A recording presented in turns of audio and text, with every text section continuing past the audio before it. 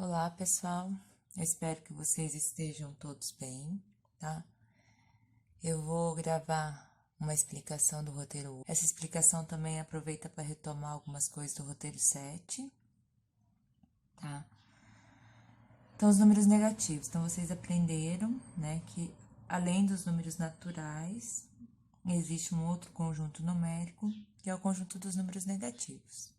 Esses números fazem parte, né, do nosso dia a dia, do nosso cotidiano. Vocês já ouviram falar sobre eles algumas vezes, seja para representar uma temperatura, né, abaixo de zero, o nível de uma altitude abaixo do nível do mar, a gente representa através de um valor negativo. O extrato bancário, muitas vezes, né, se eu estou devendo para o banco, esse valor é representado também com um número negativo. Então, eu coloquei aqui, então, o Z, ele representa, então, esse conjunto dos números negativos, que é o conjunto dos números inteiros. Quem faz parte desse conjunto?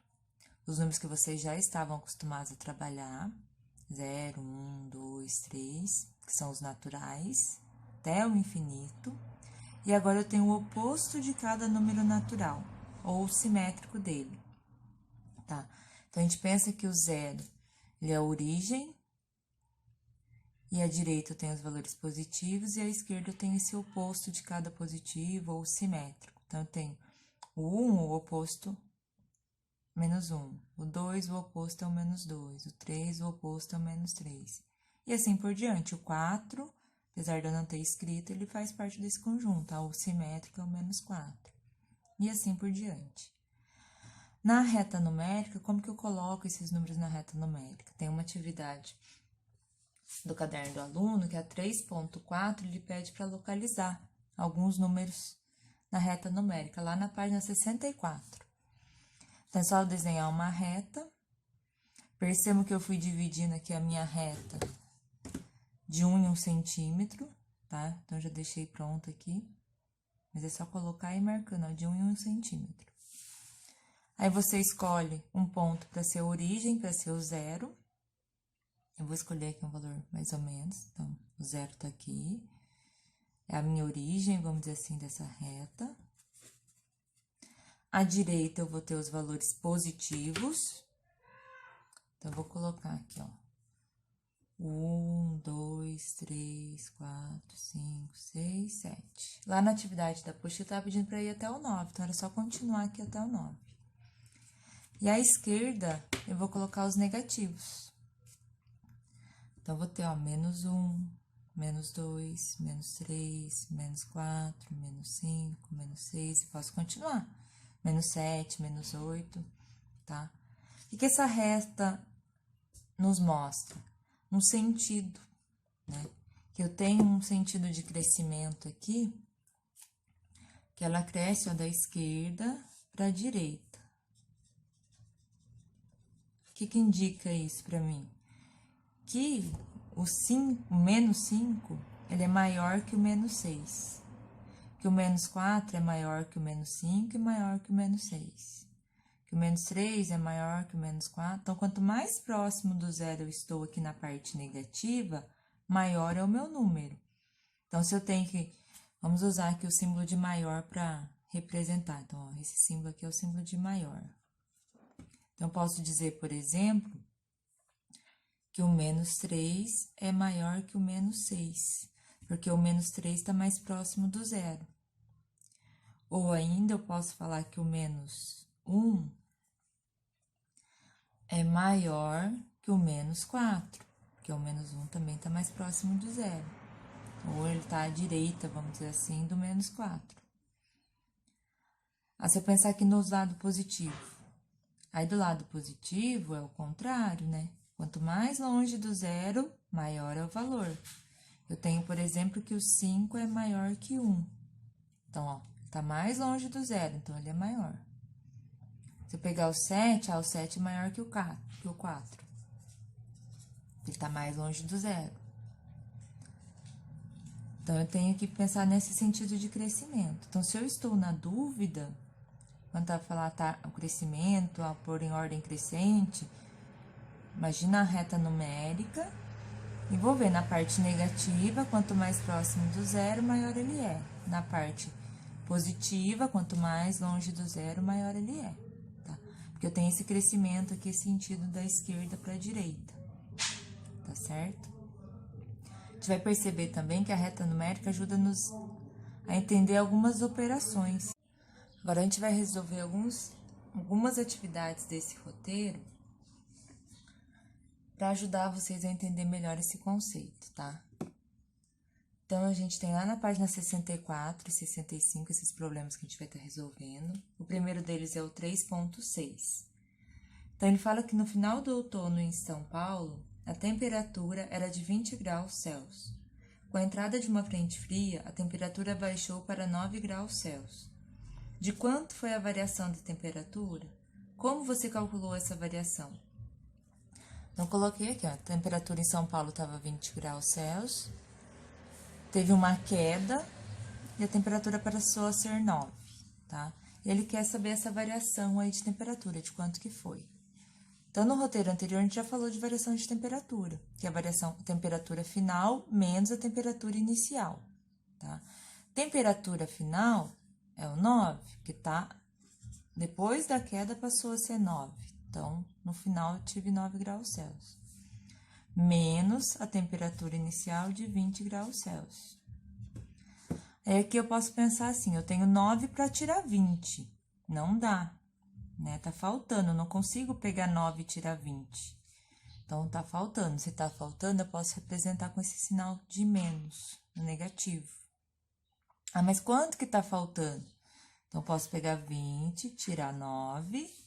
Então, eu vou inverter aqui na hora de fazer a conta, não tem problema, eu posso fazer isso. Empresta, então 10 tira 9, 1, e 1 não tira nada, 1.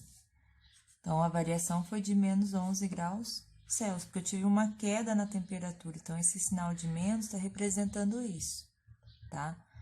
Sempre, ó, se eu pensar no número sem esse sinal, eu tenho 9 e eu tenho 20. O 20 é maior do que 9, então no final vai permanecer o sinal dele, tá?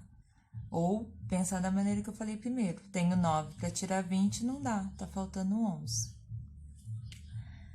Então, a minha variação de temperatura foi de 11 graus Celsius negativo, porque teve uma queda. E aí, como que você calculou? Você subtraiu, né? E pensou nessa questão do sinal.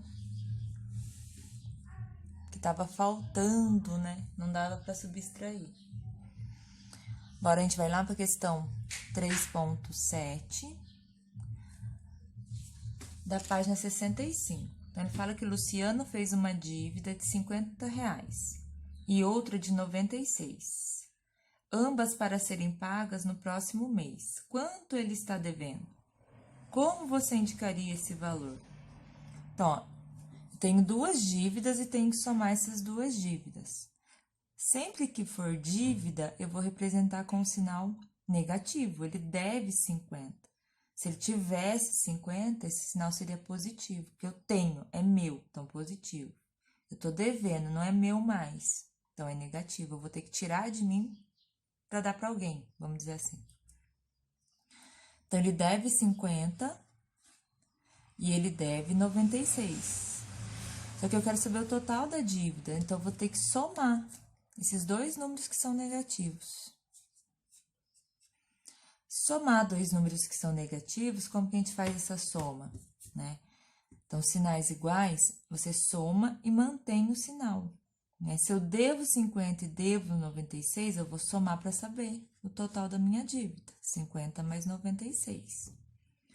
0 mais 6, 5 mais 9, 14. Então, eu devo R$146.